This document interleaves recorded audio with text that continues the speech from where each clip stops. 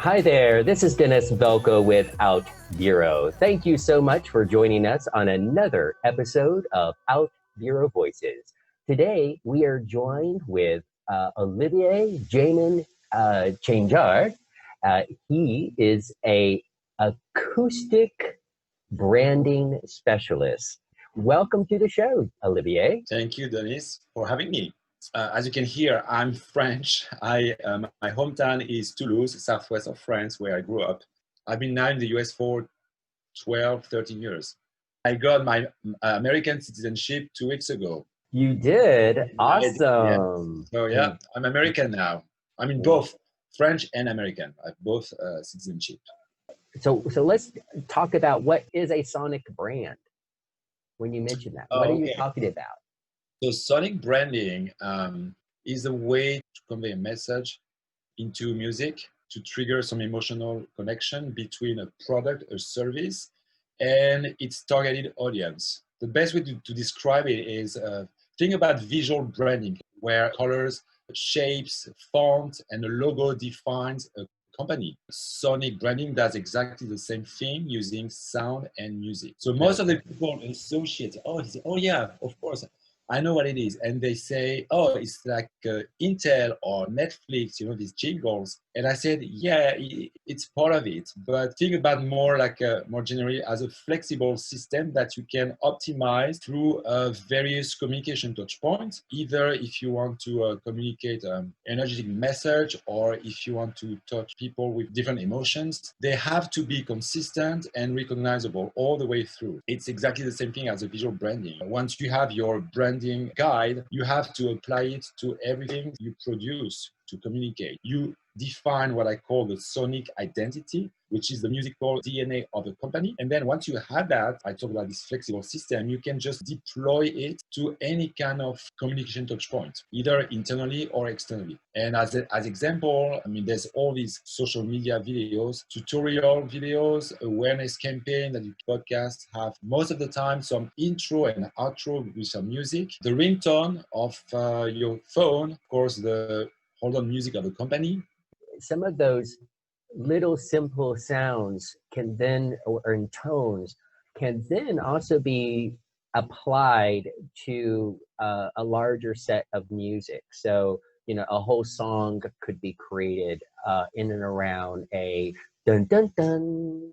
All of a sudden it could be dun dun dun dun dun dun dun dun dun. It could become a dance song. There's the original song, and then you have a DJ that does a version for clubs, or an orchestra that plays the song with classical instruments. It's the same melody, you recognize it right away, but these are different ways to play that music, and you still recognize whose song is that, but it's a different vibe. Either you dance on a dance club, or you listen to that in a theater, or you can create a more folk version, Latin version. Possibilities are infinite. MasterCard did a very good job to just Google MasterCard sonic identity. It's fascinating to see how they really took that seriously and create so many different tracks from this original musical DNA. So it's very interesting. We're just going to go back and talk about a few. Then we're going to play a couple of examples. Think about the sound of Intel.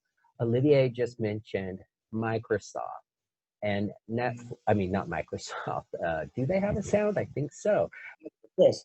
Microsoft has a sound. When you open your laptop, there's the Windows chime. That's part of Microsoft's musical ecosystem because you recognize that sound. Right. In the comments below, on whatever app that you're listening to, whether that is here on YouTube or Spotify or one of the other 12 podcast apps, take a few moments to Google your favorite brands and check out what music and sounds and sonic branding they have. And then in the comments below, go ahead and provide us a link so that we can all listen with you. Or if your own business, if you're an entrepreneur and you already have a sonic brand, go ahead and provide us a link below to your branding and let's take a listen and get comments on that.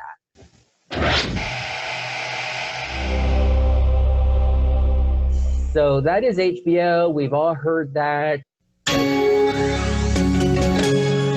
So that's quite recognizable.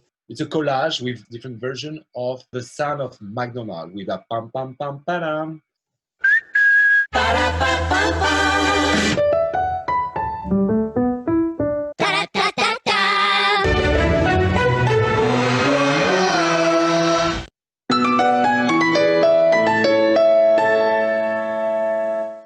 So here's Netflix. That's T-Mobile.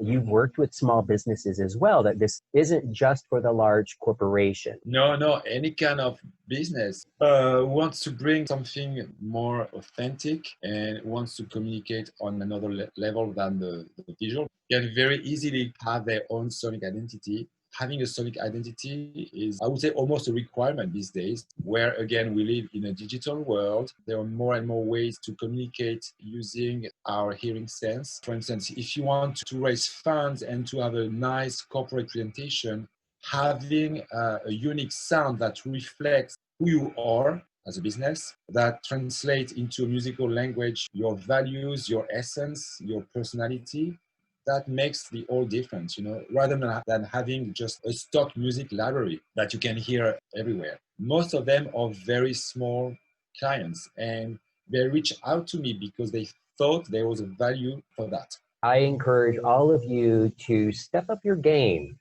increase your business branding, and take it to the next level to set yourself apart from your competition. You have an LGBT entrepreneurial partner to help you up your game to the next level with sonic branding. Thank you so much, Olivier, for being a guest here. Thank you, Dennis, for the lovely conversation. Bye-bye. Bye. Thank you.